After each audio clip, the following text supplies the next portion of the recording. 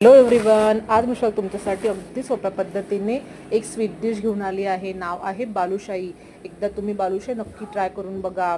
त्यासाठी मी परातीमध्ये 2 वाटी मैदा घेतला, त्यामध्ये मी चिमूटभर मीठ, अर्धा चमचा बेकिंग पावडर आणि मोहनसाठी मी तूप घेतले। त्याला मी चमचा साहाय्याने एकत्र केले।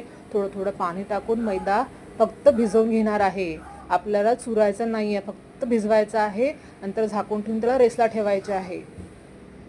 नंतर एका पॅनमध्ये मी पाक तयार करून घेणार आहे। त्यासाठी मी 1 वाटी साखर आणि 1 वाटी पाणी घेतलं। त्याला एकत्र करून गॅसवर गरम करायला ठेवलं। साखर विरघळल्यानंतर त्यामध्ये मी 1 चमचा दूध टाकणार आहे।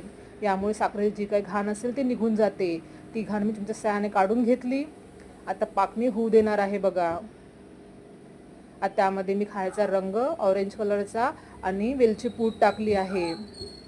त्याला मी एकत्र करून मस्त पाक होऊ दिला आहे। आता मी पाक चेक करणार आहे। 1 तार झाल्यानंतर गॅस बंद करून ठेवायचा, पाक खाली उतरून ठेवायचं बघा। आता आपला मैदा सेट झाला आहे। त्याला परत मळायचं नाही आहे।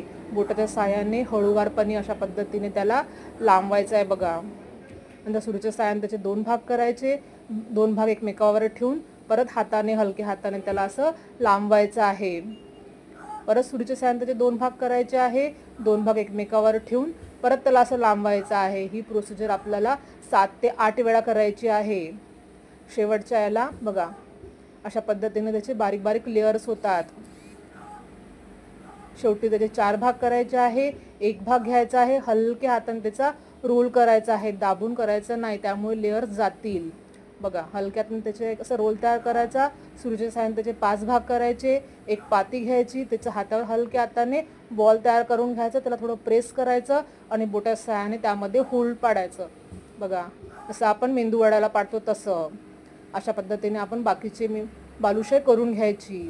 आता तेल गरम करायला ठेवलं, त्यामध्ये मी बालुशाही डीप फ्राय करणार आहे बघा।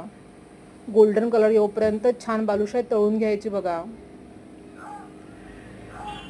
छान बालुशाही आपली झाली आहे बघा, त्याला मस्त भिगा पडल्या आहेत।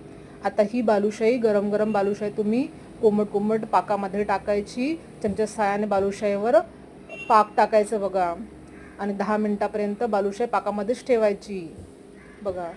अशा पद्धतीने मी बाकीची बालुशाही पण तळून घेतलेली आहे। एकदा तुम्ही ही बालुशाही नक्की ट्राय करून बघा। आता होळी येणार आहे, त्याला ही डिश नक्की ट्राय करा आणि मला कमेंट करून सांगा तुम्हाला बालुशाही कशी वाटली बघा। मस्त एकदम ज्युसी झाली आहे।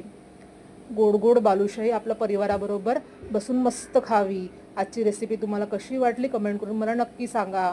भेटू नेक्स्ट व्हिडिओमध्ये अशा चटपट्या रेसिपींसोबत। Bye bye.